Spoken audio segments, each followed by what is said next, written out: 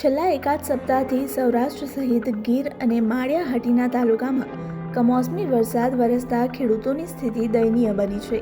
ખેડૂતોએ વર્ષ આખાની પોતાની રોજી બચાવવા માટે અનેક પ્રયાસો કર્યા હોવા છતાં થોડો ઘણો મગફળીનો પાક જે બચ્યો છે તે પણ હવે સરકારના ગુણવત્તા નિયંત્રણના ધોરણો મુજબ રહ્યો નથી. હાલમાં ખેડૂતો સરકાર દ્વારા ટેકાના ભાવે મગફળીની ખરીદી શરૂ થાય તેની રાહ જોઈ રહ્યા છે, પરંતુ કમોસમી વરસાદના કારણે પાક પલળી જતાં તેની ગુણવત્તા પર ગંભીર અસર પડી છે.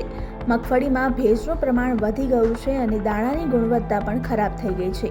આ સંજોગોમાં જે સરકાર દ્વારા નિર્ધારિત ક્વોલિટી નિયમો સખત રાખવામાં આવશે તો અનેક ખેડૂતોના સેમ્પલ નાપાસ થવાની પ્રબળ શક્યતા છે. ખેડૂતો હાલ સરકાર પાસે એક જ માંગ કરી રહ્યા છે કે આકસ્મિક આપત્તિને ધ્યાનમાં રાખીને ટેકાના ભાવે મગફળીની ખરીદી માટેના ક્વોલિટીના નિયમોમાં હળવાશ લાવવામાં આવે અને ખરીદીમાં છૂટછાટ આપવામાં આવે.